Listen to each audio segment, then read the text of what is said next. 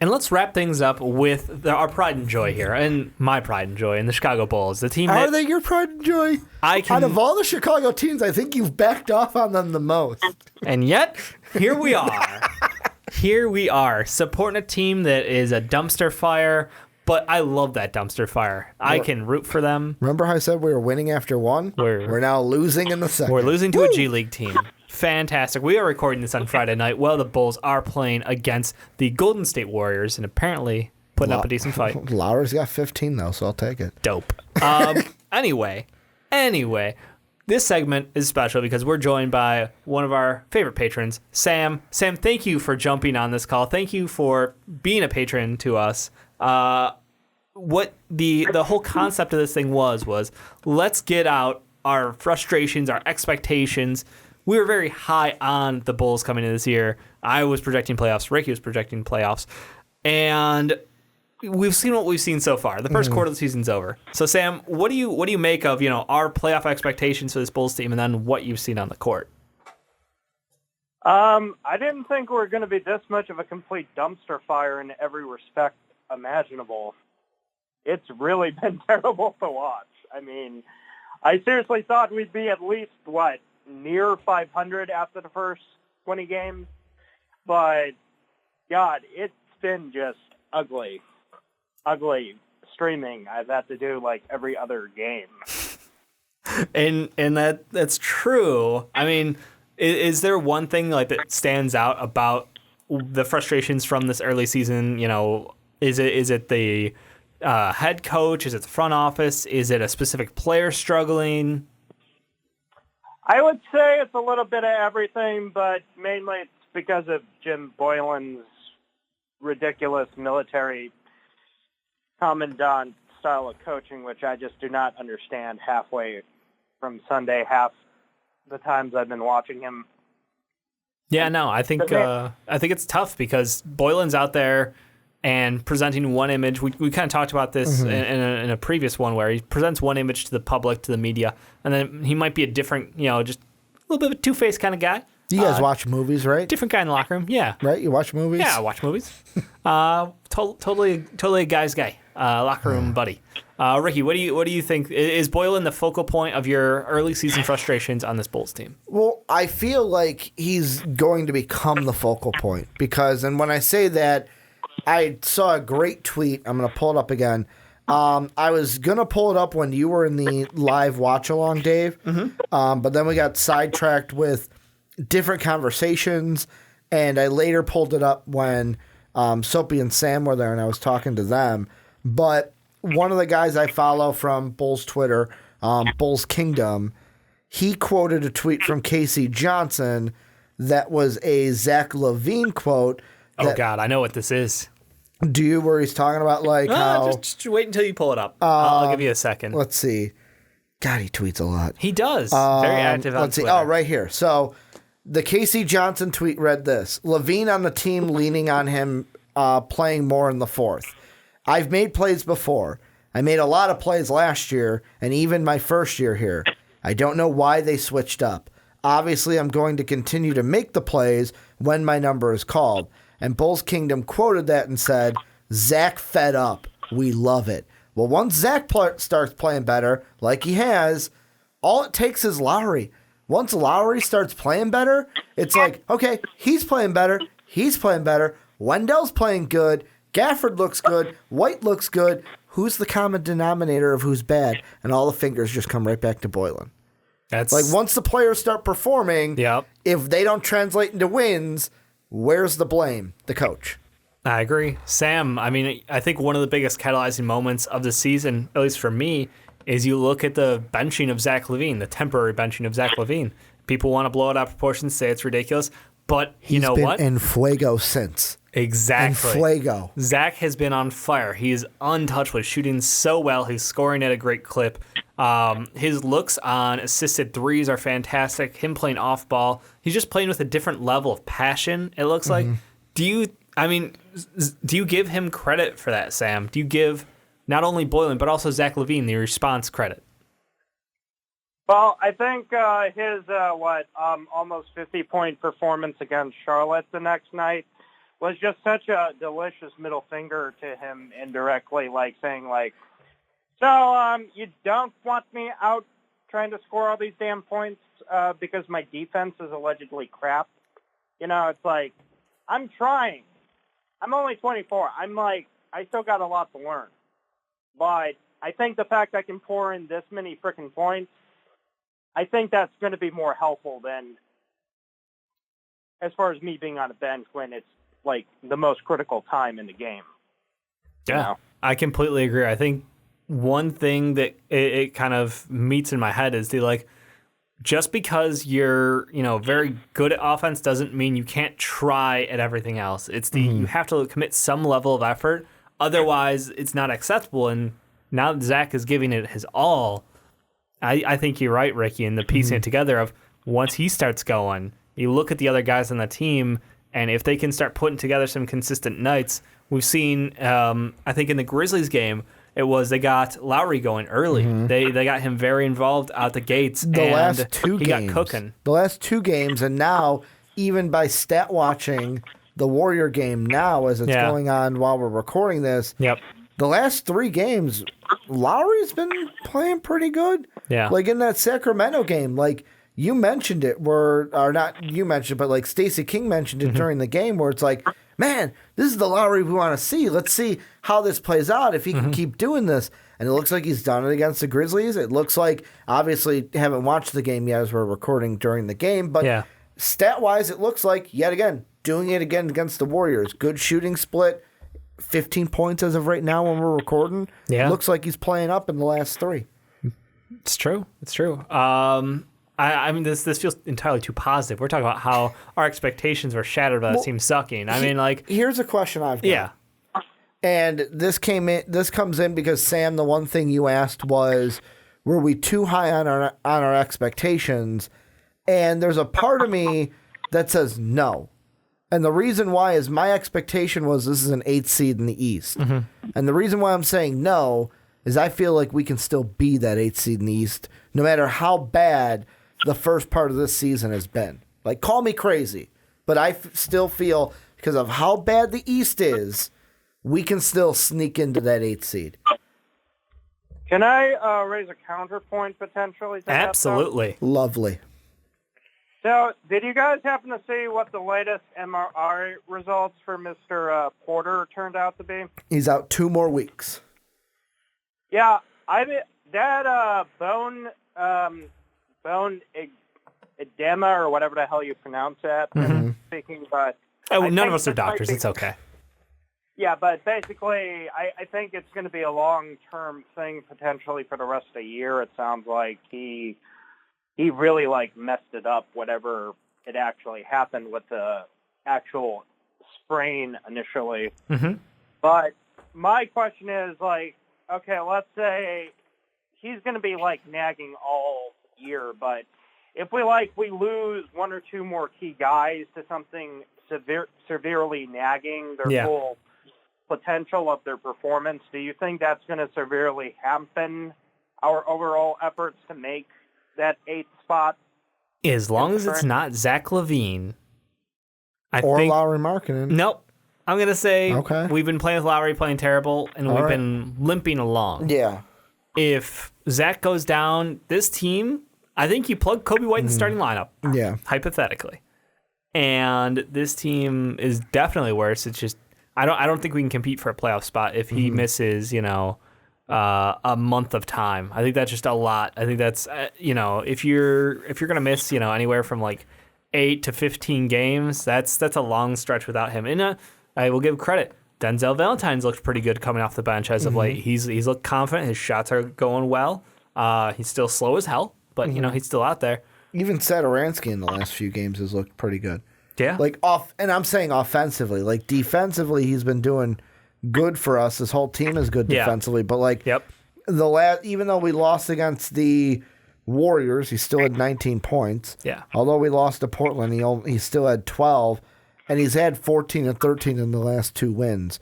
That's what we brought him in for. Exactly. But, it's offensively, we haven't seen what we expected out of him because he's had to do so much on the other end of the floor as well. Plus, He's a facilitator. He's a versatile backup point guard. We're giving him a chance to be a starting point guard on our team, and then we're not running the sets for him to be, the 6'7" point guard out there who has the ability to facilitate, who can get other guys involved. And instead, our sets seem very, I don't want to say aimless, but it seems like at times we have half of the offense just doing nothing, staying there, and he's running two-man action. And, what we're really hoping to get is something similar where Zach LaVine is able to play off-ball confidently and be able to just take those step-up shots, catch and shoots, catch and beat the guy off the dribble, come around the curl handoffs. He needs to be action-involved offense. And I think to start the season, Tomas wasn't given the chance to run the offense that way. And I think Jim Boylan is slowly figuring out how to get the most out of him. And, again, I'm not rooting against Jim Boylan. I'm rooting against failure. I'm rooting against failure. I am. That's my thing. Against Jim Boylan.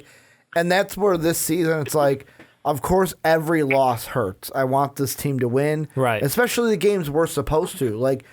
I remember doing a video not too long ago, one of the Bulls reactions I did, where I was like, okay, in the next few, we should have some very winnable games. Yep. And it was, okay, we beat Charlotte, but we needed a Zach LaVine performance in the last 30 to do it. Legendary.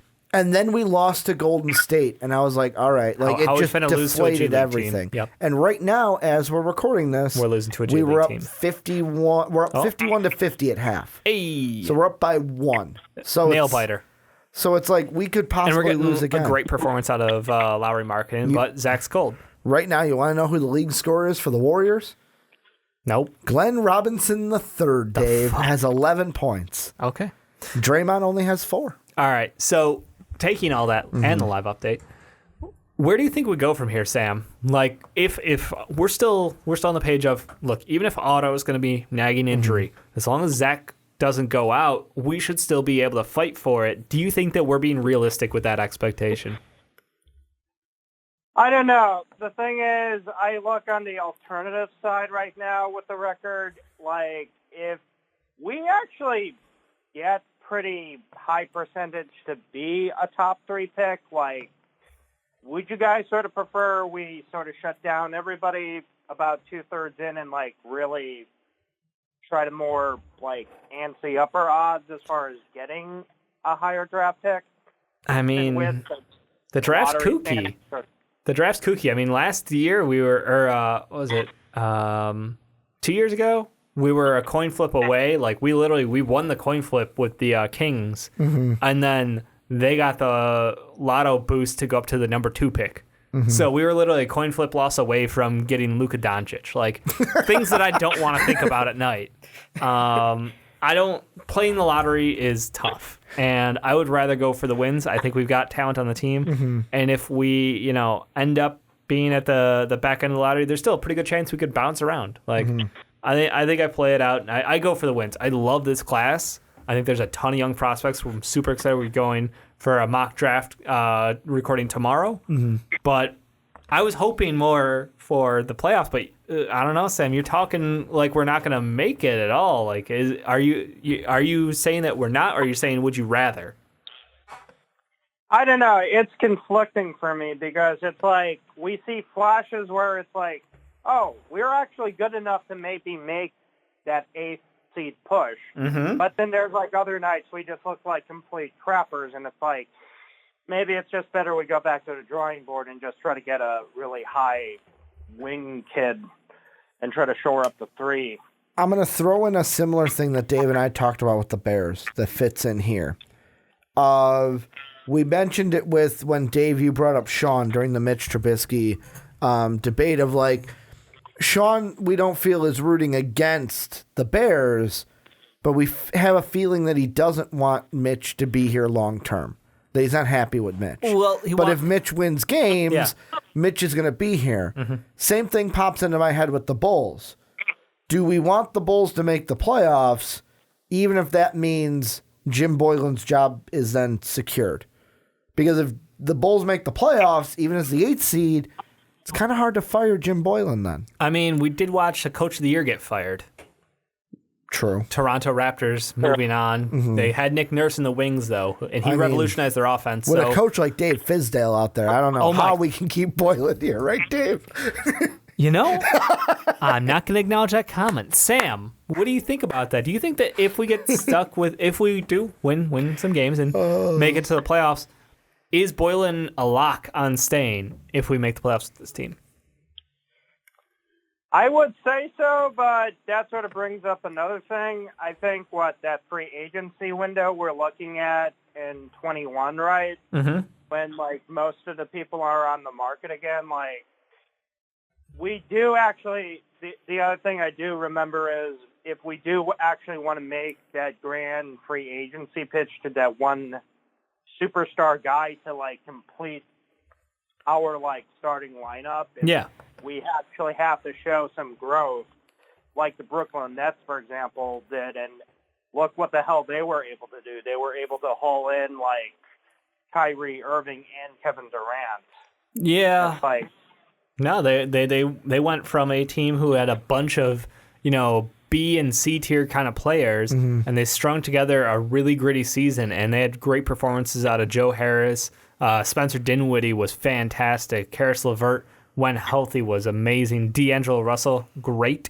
And yeah, they were able to go ahead and pull that in. I want to give some of that credit to the fact that they're also a New York team. I know the Barclays Center, but they are in, still in Mecca. I get it. Yeah. The Knicks have the Garden, but you're still in New York, and that counts for a lot. And I feel the fear of Chicago never being able to land a big free agent in basketball. And that's. I think it would be great if we could. Hey man, Anthony Davis, he's coming next year. He told us. Dave, he's gonna come. I mean, we gotta take him at his word, right? Right? Nope. Nope. I mean, it does lead to an interesting talk, though, about contracts. We've got Otto Porter, who I think a lot of people are assuming he's going to opt out. Well, we're getting nothing. We're getting nothing for him now that he's injured. Right. That's the thing with the injury going longer. It's will we be able to trade him, and when we do, what will we be able to get because he's injured? Yeah. I mean, we're talking about a guy who his prime basically was being a 3-and-D master out there. He's one of the most consistent shooters I think I've ever seen from the outside. Just incredibly efficient, solid defense, and we even saw at the end of last year, which gave us hope for right or wrong, that he can create for himself if he has to. We saw what we didn't get to see out of him on the Wizards. So, and if he doesn't get traded because of the injury, does he say fuck it and he just opts in? Take the $27 million again and be cool with it? I'm not going to get that anywhere else because of the this injury that I've had this year. What do you think, Sam? I think he's not going to be stupid and realize he probably has to stay put with the option because, seriously, the way the injuries have been mounting the past year, it's not really going to be helping his market value down the line because most teams are yeah, we'll take a pass on the guy. Yeah, I mean, you don't want to Chandler Parsons it. No. But I mean, he maybe if he is able to string together some healthy games, as the season goes on, even if it's not until after the trade deadline, do we look at a Harrison Barnes-esque deal where it's 20, in that mid 20s range for 4 years, because this is a thin class. There's not a lot of attractive free agents out there, and he does play a role where we are desperate for help. I don't know. I feel if he does take this deal, or if we offer him, an extension, a 4-year deal, I feel like my plan going into this year was we play this year. If we make the playoff, if we look like a playoff team before the deadline, keep him. Let's run the table, see what happens, and we'll figure it out in the offseason. But if we don't, and we're struggling, trade him. Trade him for everything we can get. Just pull the trigger on that. Anything is better than nothing. Absolutely. I hate watching guys walk out the door for nothing. So with his injuries, Ricky, I think you hit it on the head. I think there's a chance that he may not fetch anything if he is not able to string together a couple healthy games. So we'll have to wait and see on that. The rest of this team, though, expectations for the rest of the year, I think there's a lot of young, talented guys out there. I think our offense is finally moving because Zach LaVine's trying hard. Is there anybody in that bench mob unit? Do you think that, like the Chris Dunn play that led the entire offseason conversation of moving Chris Dunn? I feel like he's played really well. I don't know. For the right price, I'd keep him. For the right price. Sam, I'm gonna need you in here as the decider then. Like, are you? Wow, are you saying get rid of him, Dave? No, okay. no, but I feel like Sean would. Yeah, okay. Because I went into the season saying, I went into the season being like, Chris Dunn is our starting point guard. He deserves to stay our starting point guard. He's gonna be good. It's a contract year. Sam, what do you think? Chris Dunn, stay, go, ship him, let him walk. What's the plan?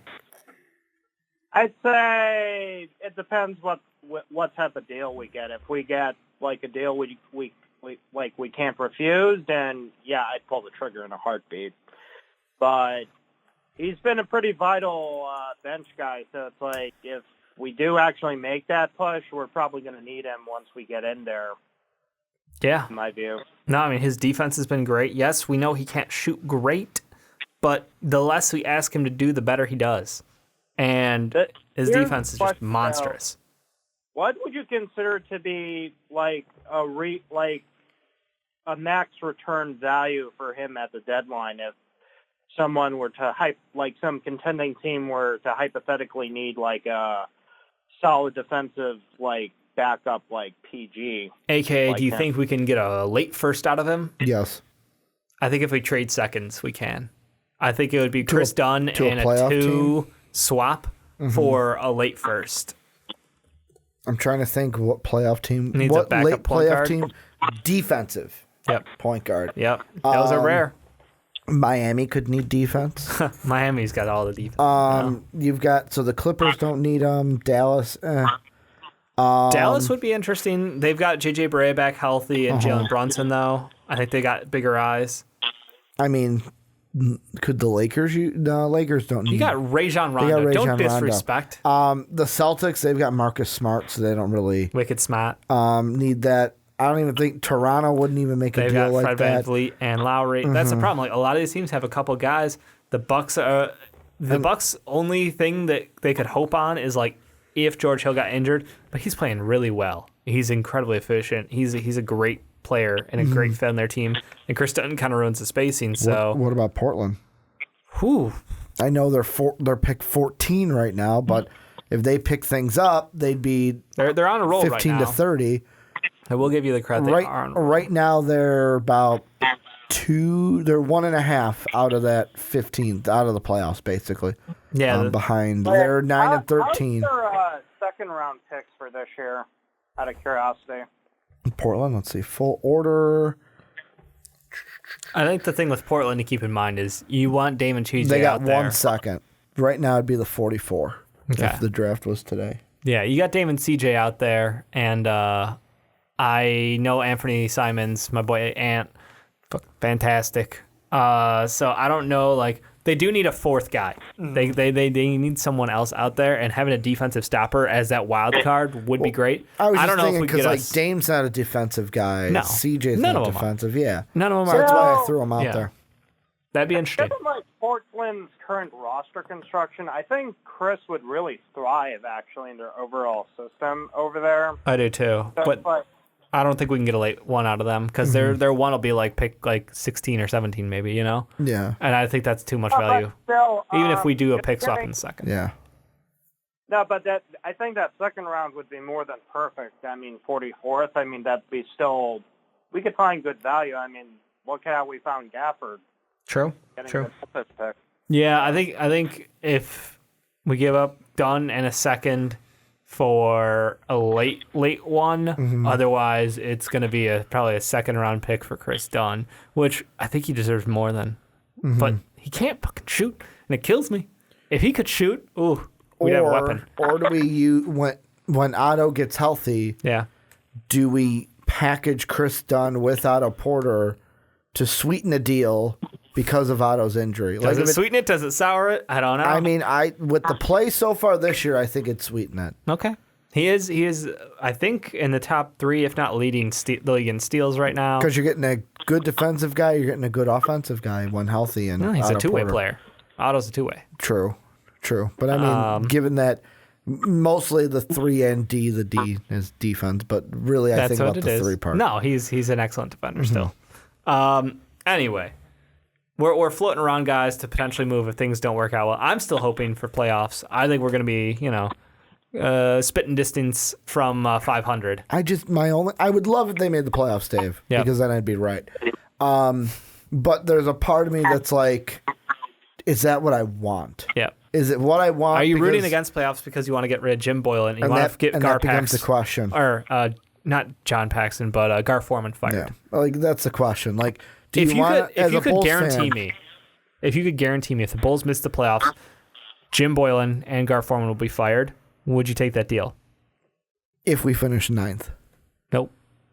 If we finish 9th, then yeah, because then we're right there, and then, all right, we fire them. Nope. I'm talking like we suck. Like what we are now? Yeah, or like worse than now? 7th pick in the draft again. Eternally 7. I'd take it because at least we'd have a good draft pick. Sam, what you thinking? Well, if it just if it cuts 2 of the 3 heads out of the dragon, then yes, I'd totally go for that. I absolutely would take that in a heartbeat. Yeah. Like, no thought required. If we're actually going to clear house, I'll take another losing season. Well, am I disappointed? Yes. We have the talent on the court to be good enough in the East this year. We've not played like it, so I think... Well, the only question I'll ask is, even if we are the 8th seed, do you think we're going to upset the Bucks in the first round? God, no. We're going to get spanked. Yeah, so it's like, even if we make the 8th seed, we're going to get spanked around. But we're going to get swept. It's experience. It's the playoff atmosphere. Excuse me. It's getting the guys in the mode to go for the playoffs, because it's something different. More dollars for Jerry. Exactly. It's winning all around. I mean, look, did Detroit enjoy the playoffs last year? Have to ask Soapy. But I think that just being there means something to a team, and the fact that they put together a really good regular season, I think it was worth it. I mean, it's a shame Blake got hurt at the end of last year. I don't mean it, Soapy. Again, you never know. We could have one of those miracle 1-win moments where Zach and Laurie just go off. Yeah, Zach could shoot 14 threes in the game, just pop it off. Oh, no. And the thing is, that could have implications down the line. Like, it might catch someone's twinkle. There we go. No, you did mention the free agency. How are you going to get a free agent in there if you can't win games? Yeah. And I think that would actually go a long way. I mean, hell, this offseason, if the Pelicans don't do it, we can offer a max deal to Brandon Ingram. There's a guy who would you love to have on this team. I don't know. I'm just throwing stuff out there. Sam, is there any free agents this upcoming year that you kind of, pining after? Even unrealistic is, Ricky saying Anthony Davis is coming to Chicago. Mm-hmm. I'm saying that a guy who's a lock to get an offer from the Pelicans to stay, but anybody like that? Well, who's the main headliners? Because I think I haven't reviewed who's Ricky, pull up Spot Rack and that's what I'm gonna do. Put the list together, because like I said, it's a thin group, and there's just a lot of guys who we expect to stay put. But with the NBA flipping over as much as it is, I don't know. So, top players: Anthony Davis has a player option. DeMar DeRozan, player option. Brandon Ingram, restricted free agent. Our first unrestricted free agent, Danilo Gallinari. Be interesting. Andre Drummond, player option. Bogdan Bogdanovic with the restricted. Honestly, he's restricted. But they're not going to match. Gordon Hayward has a player op. DeMarcus Cousins, unrestricted free agent, but back-to-back injuries. Yep. Marcus Saul, unrestricted. Sean's boy, Derek Favors, unrestricted. Millsap, unrestricted. Marukes Morris, unrestricted. Serge, unrestricted. What if we went and got a hometown kid, Fred Van Vliet? There's no way he's leaving We the North. Unrestricted. There's 0% he leaves. Otto's got the player op. Goran's unrestricted. Dario Saric is restricted. Fournier is a player op. Harold's unrestricted. And Jeff Teague is unrestricted. That's the top 20. Okay. And any names stand out to you, Sam? I'd like to take a flyer on one of the wing guys. I think Gallinari or Hayward would be an interesting fit. Thing is, I think we could actually get them for a little bit under the market value too. Yeah, I mean, Hayward's got that injury history now building up, unfortunately. He's just either I think he's just incredibly unlucky. But it is what it is sometimes in basketball. And Gallo, dude can score. He's smooth, he's big. His defense is not great. He can get switched on and get in trouble, but he's good enough. And for the offensive efficiency that he throws down, he's absolutely worth it. And I don't think he's going to want to stay in Oklahoma City. I mean, people are trying to ship him this year. That's the whole thing. It's like he's one of the hot trade names because guess what? It's that time of year. Yeah. Isn't it December 15th is when the NBA opens up? That's where all the guys that were signed in the offseason can be traded. Anybody, any trade guys that you want to pull in then? I'm just going to throw more questions. Sorry. No prep. Oh, man. Just on the spot. I was really having fun yesterday with Soapy. Yeah. Because we were talking about a possible, like, Blake Griffin trade. Yep. And there were a lot of them that I was like, well, it can't happen until the 15th, but and I would throw them out there. I don't know if there's any, like, all the guys that are, like, signed, I think it's not that they get moved. It's hey, I can't trade for Blake. I can't trade for K-Love until the 15th. Gotcha. Sam, I mean, you mentioned before the segment K-Love. I know he's absolutely not a fit with us, but, is there anybody else out there who intrigues you in trade rumors? Well, if it's like a really like capable all-star type player and we wouldn't actually have to, let's say, give up much to get him, I'd say pull the trigger. Just do it anyway. Fit be damned. I'd be cool, if we made some interesting moves. If we made some interesting moves, I'd be fine. Because again, we kind of talked about this core hadn't been able to put together. Do you give them the whole year to run it out, or if a great offer comes up for somebody, move on it.